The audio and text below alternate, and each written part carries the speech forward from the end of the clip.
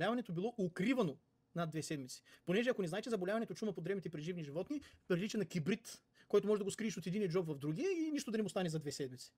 Значи, щом лекари, ако цитата е верен, значи журналиста към него претенции нямам. Ама ако цитата е верен, лекари да казват, че заболяването чума по дребните преживни животни е крито над 2 седмици и това е към 29 ноември, а днеска вече сме 4 декември, т.е. почти една седмица по-късно, те трябваше да са натръшкани поне 200-300 хайвана. Смъртни имам предвид, не болни. Умрели трябваше да са минимум 200-300 хайвана. Как да скриеш 200-300 умрели хайвана? Как да скриеш 100? Как да скриеш даже 50? Как да скриеш 20 катами на толкова хора, бе? Няма. Няма. Ма да го видим какво ще отговори. Какви са рисковете от подобно поведение на стопаните за страната ни и за поведението на стопаните стана интересно. И какво ще направите вие? Рисковете са огромни.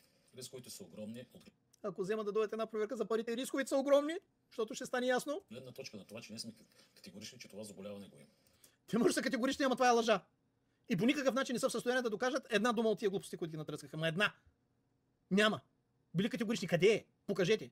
Болно, умряло, аутопсирано, фотографии, изследвания, освен вашата лаборатория Монпелие, други? Защото сега ще изпратим и в Германия. И в Германия ще изпратим. И какво? Германия е страна членка на Европейския съюз ли? Не е ли? Да видим. Колкото повече, ние се бавим. А вече, между другото, сме упреквани от вчера, от други животновъди, от цяла България, че ние не предприемаме действия към унищожаване на тези животни. Те са притеснени за техния си бизнес, те са притеснени за техните животновъдни обекти и вече почваме да бъдем критикувани заради това, че чрез действията си, които ние провокираме към до, както се изразяват те, възстановяване на доверието, ние подлагаме под потенциална опасност останалите животновъди. И може би тук е местото и контекста да кажа, разбрах от вашите новини, че утре се организира протест, на който ще присъстват животновъди. Нека се знае. Тази болест е опасна болест. Тя се предава по контактен път. Като е опасна болест, що няма болни, бе? Що няма умрели? Питам нормални хора сега. Колкото е нормален, въпросът вече наистина е дискусионен. Всички животновъди, които утре ще бъдат там, само заради това, че са там и по някакъв начин имат досег не до животното, а до самото стопанство, което могат да те биха се върнали в техните стопанства и биха заразили своите животни. Прекрасно!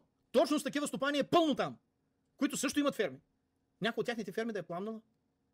Или техните овце започнаха да близнят и да се радват на изкрящо здраве. Между другото, 1127 човека сте. Не ме подведахте, отново очаквах 1127 човека. Продължаваме нататък. То ни остана много. За това гостува земеделски министър Георги Тахов, гост в нашото студио. Така се разделям. Останете с програмата.